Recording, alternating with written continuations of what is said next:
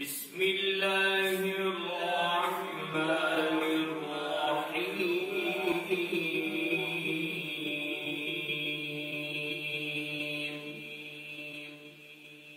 محترم سامعین و ناظرین، آپ سن رہے ہیں تاریخ اسلام۔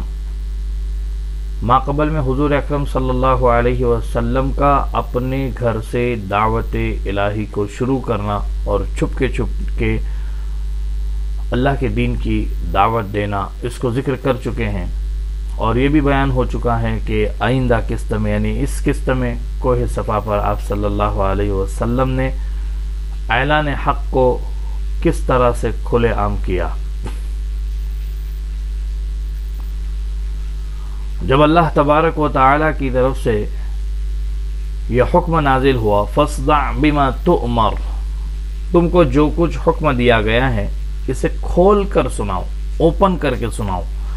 اس حکم کے نازل ہونے کے بعد نبی کریم صلی اللہ علیہ وسلم کوہ صفا پر چڑھ گئے اور بآواز بلند ایک ایک قبیلے کا نام لے لے کر بلانا شروع کیا۔ اس آواز کو سن کر ملک عرب کے دستور کے موافق آ کر جمع ہونے شروع ہوئے۔ جب تمام لوگ جمع ہو گئے تو آپ صلی اللہ علیہ وسلم نے فرمایا، اے قریش، اگر تم کو یہ خبر دوں کہ صبح کو یا شام کو تم پر ایک دشمن حملہ کرنے والا ہے تو کیا تم لوگ مجھ کو سچا جانو گے؟ سب نے بیک زبان ہو کر کہا، ہاں، ہم نے ہمیشہ آپ کو صادق القول پایا ہے۔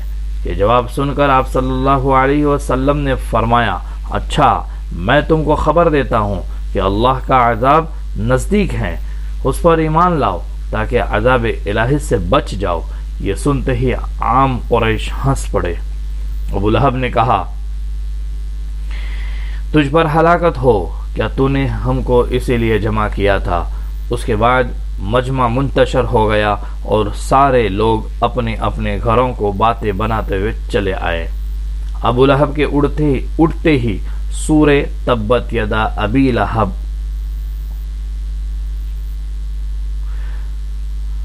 نازل ہوئے۔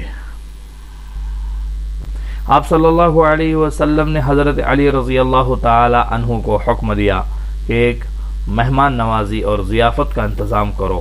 چنانچہ انہوں نے مہمان نوازی کا انتظام کیا اور آپ صلی اللہ علیہ وسلم نے اپنے قریبی رشتہ داروں کو دعوت دی۔ 40 کے قریب آپ صلی اللہ علیہ وسلم کے رشتہ دار آئے۔ جب سب کھانا کھا چکے تو آپ صلی اللہ علیہ وسلم نے کچھ تقریر فرمانا چاہی، مگر ابو لہب نے ایسی بیہودہ باتیں شروع کر دی کہ آپ صلی اللہ علیہ وسلم کو تقریر کا موقع نہ ملا اور لوگ منتشر ہو گئے۔ دوسرے روز آپ صلی اللہ علیہ وسلم نے پھر ضیافت کا انتظام کیا اور اپنے رشتہ داروں کو پھر بلایا۔ جب سب کھانا کھا چکے تو آپ صلی اللہ علیہ وسلم نے ان کو اس طرح مخاطب کیا کہ دیکھو، میں تمہاری طرف وہ بات لے کر آیا ہوں کہ جس سے زیادہ اچھی بات کوئی شخص اپنے قبیلے کی طرف نہیں لایا۔ بتاؤ، اس کام میں میرا کون حامی اور مددگار ہوگا؟ یہ سن کر سب خاموش تھے، کسی نے کوئی جواب نہ دیا۔ اتنے میں حضرت علی رضی اللہ تعالیٰ عنہ کھڑے ہوئے اور انہوں نے کہا، اگرچہ میں کمزور ہوں اور سب سے چھوٹا ہوں، مگر میں آپ کا ساتھ دوں گا۔ یہ سن کر سب ہنس پڑے اور مذاق اڑاتے ہوئے چل دیے۔ حضور اکرم صلی اللہ علیہ وسلم نے عام طور پر لوگوں کو توحید اور اسلام کی طرف بلانا شروع کیا، اور اسی زمانے سے آپ صلی اللہ علیہ وسلم پر اور آپ کی کمزور قلیل جماعت پر عام مصائب کا نزول شروع ہوا۔ مجالس میں، میلوں میں، بازاروں میں، نشست گاہوں میں اور لوگوں کے گھر جا جا کر آپ صلی اللہ علیہ وسلم توحید کی خوبی سمجھاتے اور بتوں کی پوجا سے لوگوں کو منع فرماتے تھے۔ زنا، قمار بازی، دروغ گوئی یعنی کہ جھوٹ بولنا، خیانت، چوری، ڈاکہ زنی وغیرہ رذائل سے لوگوں کو روکتے تھے۔ قریش کی قوم بڑی مغرور تھی، اپنے اور اپنے آبا و اجداد کے مذاہب اور طریق عمل کی مذمت سننا ان کے لیے آسان کام نہ تھا۔ ان لوگوں میں آقا اور غلام کا امتیاز بھی ایک ضروری چیز تھی۔ اسلام ایک عام اخوت قائم کر کے غلام اور آقا کو ایک ہی صف میں جگہ دیتا تھا۔ یہ مساوت اور برابری بھی ان کو گوارا نہ تھی۔ قریش اور اہل مکہ کی عزت و تعظیم جو تمام ملک عرب میں مسلم تھی، وہ ان بتوں کی وجہ سے تھی جن کی پرستش کے لیے تمام قبائل عرب مکہ میں آتے اور مراسم بت پرستی بجا لاتے تھے۔ اسلام بت پرستی کا دشمن تھا، جس کا نتیجہ ان لوگوں کی عزت و عظمت کا زوال تھا۔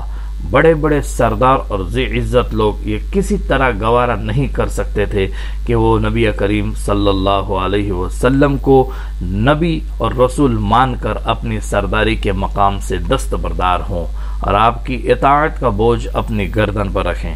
قریش کے اکثر قبائل بنو ہاشم سے دشمنی اور عداوت رکھتے تھے، اس لیے وہ گوارا نہیں کر سکتے تھے کہ ایک حریف اور دشمن قبیلے کے کسی شخص کو نبی مان کر اس کی اطاعت اختیار کرے۔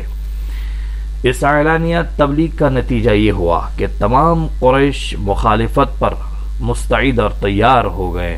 کفر و اسلام کی یہ اعلانیہ کشمکش نبوت کے 34 سال کے ساتھ ہی خوب زور و شور سے شروع ہو گئی تھی۔ اسی زمانے میں نبی کریم صلی اللہ علیہ وسلم نے دامن کوہ صفا میں ارقم بن ارقم کے مکان کو بطور اسلامی درسگاہ کے استعمال فرمانا شروع کیا۔ اسی مکان میں ہر نیا داخل اسلام ہونے والا شخص آتا اور اسلامی تعلیم سے آگاہ ہوتا۔ اس مکان میں ہر وقت مسلمانوں کا مجمع رہنے لگا۔ حضور اکرم صلی اللہ علیہ وسلم اسی دار ارقم میں لوگوں کو اسلام سکھاتے اور یہیں مل کر سب نماز ادا کرتے تھے۔ 3 سال یعنی نبوت کے 6 سال تک آپ کی قیام گاہ اور اسلامی دار الصدر یہی دار ارقم رہا۔ ان 3 سال میں جو لوگ مسلمان ہوئے ان کا مرتبہ بھی اول المسلمین کے برابر سمجھا جاتا رہا۔ دار ارقم میں مسلمان ہونے والوں کی فہرست میں حضرت عمر رضی اللہ تعالی عنہ آخری شخص ہیں۔ ان کے مسلمان ہونے پر مسلمانوں کو بڑی تقویت پہنچی اور دار ارقم سے باہر نکل آئے۔ قریش نے جب حضور اکرم صلی اللہ علیہ وسلم اور ان کی جماعت کا استحصال ضروری سمجھا تو ایذا رسانی اور تکلیف دہی کے نئے نئے طریقے اختیار کیے۔ اب آئندہ قریش نے کیسی کیسی مخالفتیں کی ہیں اور حضور کی شان میں کیا کیا گستاخیاں کی ہیں، اس کو ذکر کریں گے۔ یہ